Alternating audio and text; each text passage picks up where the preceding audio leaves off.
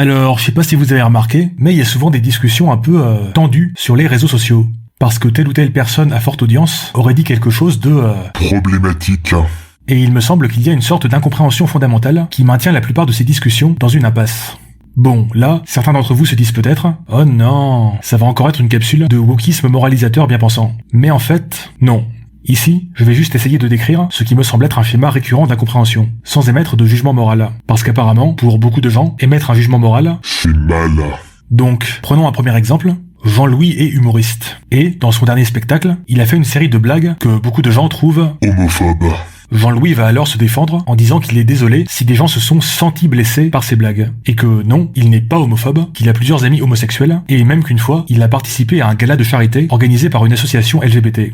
Et c'est également ce que vont dire les fans de Jean-Louis sur les réseaux sociaux pour le défendre. En gros, ils réagissent comme si ce qui était reproché à Jean-Louis, c'était d'être intrinsèquement homophobe, de ressentir de la haine lorsqu'il voit un couple homosexuel s'embrasser dans la rue, ou des versions plus soft de ça.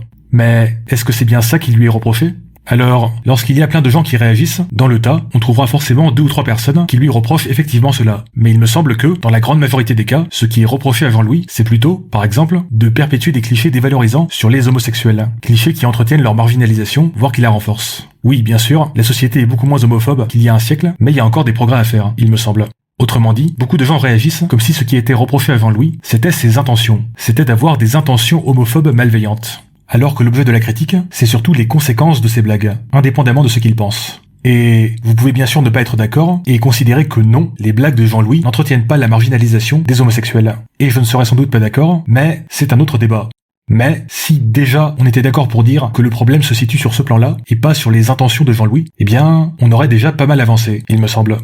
Deuxième exemple, Jean-Louis a une chaîne YouTube de plus d'1 million d'abonnés qui parle de poterie. Ouais, c'est le boss du poterie game francophone. Et un jour, il décide de participer à une émission en live avec un certain Ulrich, qui partage sa passion pour la poterie. Problème, Ulrich est... néo-nazi. Je voulais dire ethniquement préoccupé, comme le suggère son blog intitulé Renaissance de l'Occident et les nombreux articles qu'il y publie. Et cela provoque de nombreuses réactions d'indignation. Là encore, pour se défendre, Jean-Louis va dire qu'il n'est pas du tout néo-nazi, qu'il est en fait anarcho-macroniste, tout en étant apolitique, et qu'il a plein d'amis juifs, et qu'il ne partage pas du tout ce genre d'idées, et qu'il faut savoir séparer le potier du nazi. Et c'est également ce que vont dire ses fans pour le défendre. Mais est-ce que c'est vraiment ça qui lui est reproché ? Mettez sur pause et essayez de deviner.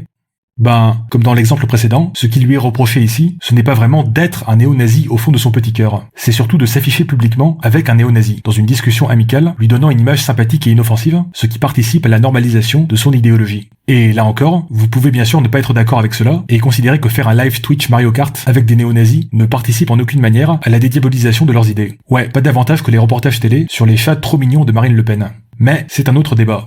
Ceci étant dit, si, au minimum, on recentrait le débat sur les conséquences des choix de collaboration de Jean-Louis et moins sur les intentions de Jean-Louis, ce serait déjà un gros progrès. Alors, est-ce à dire pour autant que les intentions n'ont aucune importance ? Non, bien sûr. Là, par exemple, si Jean-Louis avait réellement des intentions homophobes, néo-nazis ou autres, ce serait une circonstance aggravante. Mais les intentions de Jean-Louis ne doivent pas être une sorte de chiffon rouge qui nous détourne d'une discussion beaucoup plus importante et intéressante. Quelles sont les conséquences des choix et des déclarations de Jean-Louis ? Ouais, c'est pas mal d'être un peu conséquentialiste, non ?